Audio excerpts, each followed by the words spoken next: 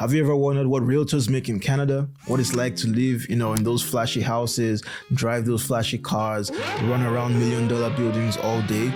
Well, look no further. In this video, I'm going to tell you exactly how much I made as a realtor in my first year in Canada. But before then, if you haven't already, kindly subscribe to the channel and give this video a big thumbs up for the YouTube algorithm. It really helps the channel. All right, without further ado, let's get into it. All right, so I got into real estate in November of 2020. It took me about 2 months to get my first deal. I did a total number of 12 transactions that year. That's 2021. And I did $7 million in sales volume. Now, I know I'm not rich yet, but it was like a dream come true for me, coming from my background in Nigeria. When I moved to this country, I started doing Uber, skipped the dishes, and I eventually got a job in a call center, which was paying me like nothing to live. So definitely a big jump for me going from that point into where I am today. Doing that and, just hoping, while I was actually writing my real estate exams, hoping to get into the real estate market and begin to sell houses. If you want to learn more about real estate and how to become financially free through real estate investing, sign up for my newsletter. The link is in the description below. So the average commission rate in my area is about 2 to 3%, which is then further split by the brokerage and also your team if you're on one. Generally speaking, the seller pays the commissions to the brokerage. So this is basically how it works. The bank finances the deal, pays out the commission to the brokerage, and then the brokerage in turn splits that commission and distributes it to both parties. That's the seller and the buyer, which usually takes about 2 weeks to get your commission, which is annoying, right? Like imagine selling a deal and closing finally, and then you have a 2 weeks lag just to get paid.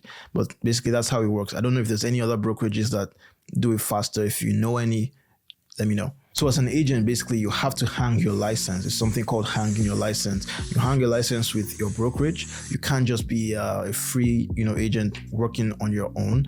You basically have to be accountable to a brokerage that you work under. Now you're an independent contractor, but generally speaking, the body that governs you is going to be that brokerage. Right, brokerages have different splits that they do in, they need some money to run the brokerage and provide you all the resources that you need to be a great agent. So a lot of brokerages have different splits, some have 80-20, some have 70-30. But generally those splits are intended to make a certain amount of money from your commissions every single year. And after that, then you can cap.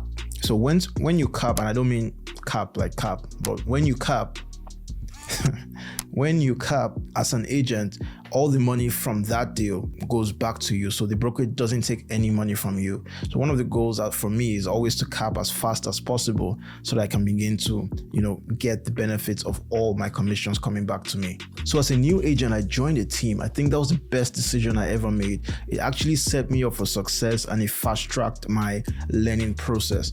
Because basically, let me just tell you, writing the courses don't really prepare you for how the real world would be, and joining a team can be so beneficial. You have mentors, you have people who have been in the business much longer than you, and they can basically just tell you, okay, just do this, do that. They can show you how to write a contract, they can show you all the things that you need to know, they can show you how to get leads, they can teach you how to negotiate, they can teach you all the ropes of real estate. So I would advise that if you're a new agent coming into the business and you want to fast track your process, it might be a good idea to join a team. Now, there are other brokerages like eXp Realty, other cloud brokerages that have different ways and structures of mentorships, but basically anything that you can do to make you a better agent faster. So joining a team was very instrumental to my growth as an agent. If you're enjoying this video, kindly give it a thumbs up and comment down below if you ever thought about becoming a real estate agent. Okay, so I'm going to break down the 4 quarters of that year of how much I made in real estate. I'm going to start with the first quarter. So drum roll, please. All right, in the first quarter, I did 1 transaction and I made $10,000 $10,203 gross, and then the net was $8,892.91. So that's what I made my first quarter. I was just brand new into the business. I finally got a deal. I was able to sell that house. It was crazy times. It was during the COVID period. The sellers were able to get a deal above asking, and I was so happy to represent them in selling their home.